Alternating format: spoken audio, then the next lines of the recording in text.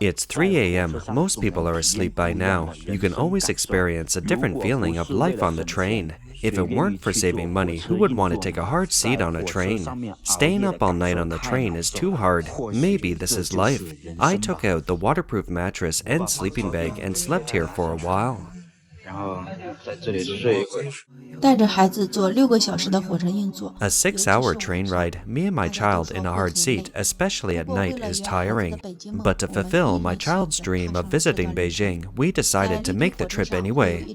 Taking on a green shine train is a different experience. You will see all kinds of people and feel a different side of the world. Carrying large bags and small packages, migrant workers enter the train compartment and see that the narrow aisles are full of people. Some people really can't hold on and sleep in the corridors, which can make people feel suffocated. But on this train, sometimes you will feel the warmth of strangers. Those who have seats find those who are tired because of no seat, and they will take turns sitting with them. If you can also see the scenery along the way during the daylight, you will feel that the trip is all worth it. Greenskin train or green train, its features include relatively simple compartments with no air conditioning and basic seating. Due to the low prices, such trains are usually chosen by people with poorer economic conditions. A new way of traveling is popular in China these days. Instead of expensive flights and high-speed trains, they take the cheapest greenskin trains, buses, public transportation, or ride-sharing bikes. They make friends along the way and try local food. These trips often last dozens of hours, so they call it iron butt trip, meaning they can sit like iron for long periods of time. Recently, there was a craze among college students to ride bicycles at night to the nearby Kaifeng city, the capital city of Henan province. But this activity was quickly banned by the Chinese government. Today, we're going to talk about this. Some people choose this trip method because they want to experience life. Some because they can't get tickets any other way, but more people do so to save money. As the Chinese economy continues to decline, people are facing a comprehensive downgrade of lives. In 2023, 42% of people in the workplace plan to budget only within $270 for peripheral travel, and youth are becoming more frugal. Young people are very confused about the future because of the difficulty of finding a job. They have no outlet for their energy, so they go traveling. They chant the slogan, "Youth has no price, let's go travel right now." Some young people took the bus all the way from Beijing to Shanghai, over 1,600 kilometers, 1,217 stops, 51 buses transferred, and it only cost $48. They see the sights and taste the food on the way and arrived in Shanghai in 6 days. Some youth took the hard seat train from Nanning to Kunming in Yunnan province in southwest China, and it only cost $3. The whole trip took 15 hours. Leaving for Kunming, $3. Who can resist the temptation? Here we are. My second visit to Kunming is actually due to the $3 train ticket. Yes, right now there's a train ticket from Nanning to Kunming for only $3. Don't be surprised, this price is normal. Green trains are just hard seats and you have to sit for more than 10 hours, but it's also a special experience in life.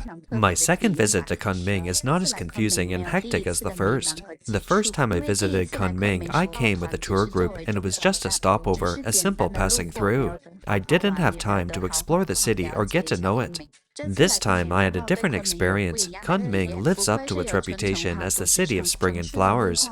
Here it's very beautiful. The streets are clean, colorful flowers everywhere, and the weather is very nice. The cost here is not high either, and I spent only a few tens of dollars for 3 days and 2 nights, including the round-trip bus ticket. The challenge is to take the 14-hour hard seat on a green train from Nanning to Kunming. We arrived in Kunming, checked into a hotel, ordered takeout food first, and then went to Nanxiang Street, which is mainly focused on food. I also went to Nanping Street, which is the center of the city. I went to some internet-famous sites that are worth taking pictures of. I also went to Ma Family Courtyard, and I really like this kind of history and culture. The photos here, no matter what angle you take from, are very beautiful. Yunnan province has many ethnic minorities, and when I come here, I can feel the local culture.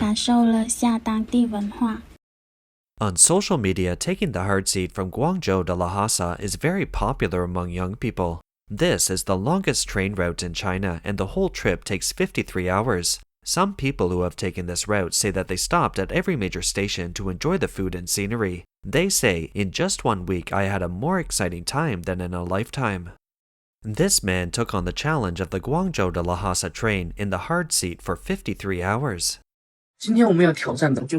Today, we are going to challenge the Z264 train, which runs from Guangzhou to Lhasa, a distance of over 5,000 kilometers. It runs on the Qinghai-Tibet Railway, which is the highest railway in China and has the longest operating mileage. Just listening to it makes my butt hurt. So, what was the actual experience like? Let's start at Guangzhou Station. At 8:40 a.m., we started checking tickets in the station, and there was one foreigner. I didn't expect this train to be so popular, and there was already a long line at the ticket checking counter. After boarding, the people sitting next to me were mostly college students studying in Guangdong. Like me, they have taken up the challenge of sitting on this train to Lhasa. Basically, they were all born after 2005. I must say that the youth are in really excellent health. Suddenly, I felt I, who was born after 2000, getting old. But the real test has just begun. The train will climb more than 1,000 meters in the next 2 hours and maintain an altitude of more than 4,000 meters for 11 hours. The train provides oxygen, but some still suffer from altitude sickness. I really couldn't sleep because of my back pain, so I didn't sleep that night. On the morning of the third day, I was exhausted. It's now 7:40 a.m. and the train is crossing the Tonggula Mountains on the Qinghai-Tibet Railway. The highest altitude here is 5,072 meters.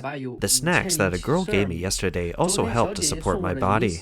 After crossing the Tonggula, we entered Tibet. This is the northern Tibetan grassland where there are countless horses, cows, and sheep along the way. At 9:15 a.m., the train passed through Zuna Lake in Nangkou. This is the source lake of the New River. The water is very clear, and it's a sacred lake in the hearts of the local people. The following young man took a 28-hour train ride from Taikou City in Shanxi Province to Urumqi in Xinjiang. He said it wasn't the longest trip he had. The longest one took 44 hours, 2 days and 2 nights, and it was a particularly torturous experience. He believes that there are advantages to iron butt trips, such as increasing one's knowledge of humanity and understanding local customs and cultures. There are 2 disadvantages to traveling this way. The first is that you sit too long, which is hard on your butt. Your butt can go numb after sitting for a long time. When you wake up, your calves may swell and your thighs may cramp. Also, sitting for a long time is a very big torture for the lower back, and the only word to describe it is torture. Another factor is external, because the people sitting around you in the train are not guaranteed of high quality. Especially on my last 28-hour train trip, there were 6 uncles who played cards all the time. And they were still playing cards at 3:30 a.m. and even played until 4 o'clock. Then there was no sound. Why? It wasn't because they had a sudden feeling of conscience and realized how others felt when they needed sleep. It was because they got off the train at 4 o'clock. The train conductor reminded them, but when the conductor was there, the uncles didn't play cards, and as soon as the conductor left, they continued playing. Also, some people sleep with their shoes off, and then their feet smell really bad. If you're going on a long train ride, I suggest you wear a mask like I do now. It's very helpful. He also warns that some of the fruits and special products sold on the train are very expensive, so don't waste money on them. He suggests that you prepare everything you need to buy, including food and drinks, before you get on the train. Let me share my experience on how to rest on the train. I always buy a window seat because you can lean against the window and sleep, or you can rest your head and arms on the table. It only costs an extra $1.40, so if you buy the ticket in advance, you should reserve that seat. The second thing is to buy a U-shaped pillow that goes around your neck. It's actually quite comfortable to sleep with this pillow. On this kind of trip, the cyclists on shared bikes are the ones with the hardest iron butts. A college student cycled from Shenzhen to Hong Kong for a cup of milk tea. And students from the Beijing Institute of Technology ride from Beijing to Tianjin, 125 kilometers in a full 10.5 hours. These 4 students cycled from Tianjin to Beijing in 11 hours. Youth has no price. The shared bikes took us right to Tiananmen Square. We also wanted to go out on the weekend, but we didn't know where to go. One of my classmates suggested that we take the shared bikes to Beijing. We all thought it was a great idea, so we packed our bags and set off. In less than 20 minutes, we were on our way. At first, we were all very excited and felt that it was a very meaningful thing to do. We talked and laughed, shouted slogans, and sang songs. After riding for about 100 kilometers, everyone was exhausted. Our legs were sore, and we were too tired to talk. It took us 11 hours to cover nearly 120 kilometers. Recently, the activity of college students in Zhengzhou, Henan province, and other places riding shared bicycles to ride to Kaifeng at night has caused a stir. This began one day in June this year when 4 college students in Zhengzhou suddenly wanted to eat a kind of steamed bun in Kaifeng. The 4 rode their shared bicycles to Kaifeng overnight and arrived at dawn to eat the buns. They posted their experiences and observations from the ride on social media, becoming an overnight sensation and prompting other Zhengzhou college students to follow suit. In November, this became a trend that swept across China, with college students cycling at night in many places. In Beijing, there was also an activity of night cycling to Tiananmen Square, which was later changed to Tianjin after being blocked by police at Tiananmen. The rapid rise and spread of night cycling is directly related to the extremely low-cost shared bicycles that can be found everywhere in China. The monthly rental fee for a shared bike is only $2. At first, the city of Kaifeng encouraged the craze, believing it would benefit business and tourism. Kaifeng's theme parks and many tourist attractions have adjusted their hours, opening earlier and offering free admission to students. The local government has added bicycle parking and dispatched traffic police to escort students. Many students stay in Kaifeng for a day or two before taking the train home. By early November, hundreds of cyclists were joining and arriving almost every night. At first, even the CCP's media outlet, The People's Daily, praised the craze, calling the night ride a symbol of youth and the joy of sharing.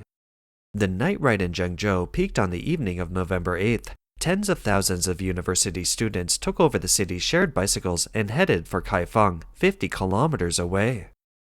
The bicycle army stretched for tens of kilometers and it was overwhelming. Entire stretches of road were taken over, bringing traffic to a standstill. Chinese media reported that more than 200,000 people took part. It can be said that the size of the student gathering was comparable to the white paper movement during the pandemic. The Kaifeng night ride even attracted not only students from Zhengzhou, but also students from all over the country and even veterans. 8 years in the armed police. Now let's go night riding to Kaifeng. Former PLA Army, let's go for a night ride in Kaifeng tonight. Brothers, let's go. 8 years in the Air Force, night ride in Kaifeng. We veterans will never fade away. 8 years as a soldier, as a veteran, we will never lag behind. Night ride to Kaifeng, let's go. Rocket Army, night ride to Kaifeng, attack. 8 years in the Army, night ride to Kaifeng, loading. 5 years in the Air Force, don't fade after retirement. Night ride to Kaifeng, let's do the exercise. 50-year Army Captain, lead fellow soldiers, night ride to Kaifeng together, let's go. 5 years in the Air Force, night ride to Kaifeng, load. 8 years of armed police, can't fall behind, night ride to Kaifeng. 5 years in the Air Force, night ride to Kaifeng, attack. Due to the surge of cyclists, the local government quickly cancelled the event. In fact, no anti-government words or actions were seen at the events. On the contrary, many students held 5-star red flags and sang the national anthem. The students were telling the party, "I am patriotic or love the party," so that the Communist Party might have no excuse to suppress them. But it still touched the party's fear of maintaining stability. According to some sources, the authorities characterized the students' actions as a political movement. Beginning on November 9th, the Henan authorities issued an emergency order requiring several colleges and universities to lock down and not allow students to leave the school. For example, Henan Institute of Engineering has activated a temporary exit permit system. All students are not allowed to leave the school unless it's absolutely necessary. Those who really need to leave the school for urgent and special reasons must apply for permission and have a temporary exit permit before they can leave the campus. An overseas Chinese netizen commented, The Chinese Communist Party's control is too strict, but the stricter the control, the greater the backlash. If the authorities suppress for a long time, the people's anger and discontent will accumulate and erupt like a volcano. That's all for today. If you enjoy our content, please like, subscribe, leave a message, and share it with a friend. We appreciate your support, and we'll see you next time.